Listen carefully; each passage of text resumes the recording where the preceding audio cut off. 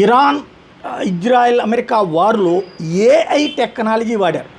Anthropic Claude వాడారు, project Maven వాడారు, Blue Sparrow వాడారు, బిగ్ 3 బాంబర్లు వాడారు, ఎలక్ట్రానిక్ వార్ఫేర్ ట్రాఫిక్ కెమెరాలు జామ్ వాడారు, హిలియోస్ లేజర్ వాడారు, బ్లేడెడ్ హెల్ఫైర్ వాడారు, స్టెల్త్ టెక్నాలజీ వాడారు.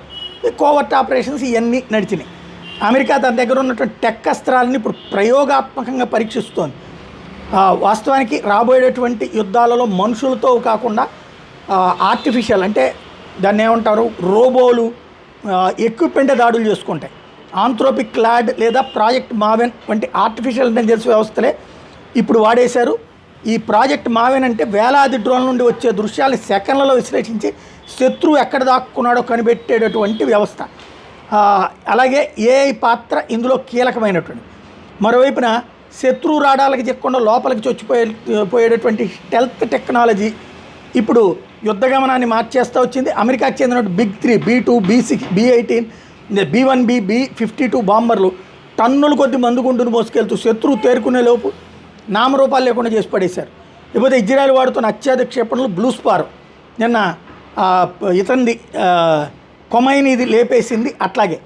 అలాగే తుపాకులు లేకుండానే ఎలక్ట్రానిక్ వార్ఫేర్ ద్వారానే ఇరాన్కి సంబంధించిన కమ్యూనికేషన్ వ్యవస్థలను ట్రాఫిక్ సిగ్నల్స్తో సహా జామ్ చేసి వాడిపడేసింది ఇజ్రాయెల్.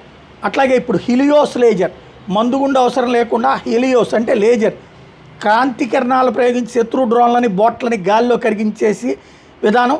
శబ్ద వేగం కంటే 1,00,000 రెట్లు వేగంగా ప్రయాణించేటటువంటిది ఇరాన్ ప్రయోగించే డ్రోన్లు, మిస్సైల్ని అమెరికా ఈ అస్త్రంతో నిరోధించడం ప్రారంభించింది. అలాగే సామాన్య ప్రజలకు నష్టం కలగకుండా కేవలం ఒక వ్యక్తిని మాత్రమే లక్ష్యంగా చేసుకునే క్రూరమైన ఆయుధం బ్లేడెడ్ హెల్ఫైర్. ఇందులో పేలుడు పదార్థం ఉండదు, కానీ 6 పదునైన బ్లేడ్లు ఉంటాయి. ఇది కారు టాప్ కూడా చీల్చుకుంటే వెళ్ళి లోపల ఉన్న వ్యక్తిని హతమారుస్తుంది. దాంతోనే ఇప్పుడు తాజాగా ఇరాన్కి సంబంధించిన ఒక సైంటిస్ట్ని, న్యూక్లియర్ సైంటిస్ట్ని లేపేశారు. టెక్నాలజీకి సంబంధించి లేజర్ డిజిగ్నేటర్సు, సైబర్ కోవర్ట్లు, ఇన్ఫెక్షన్స్ ఇవి దూరుతున్నారు.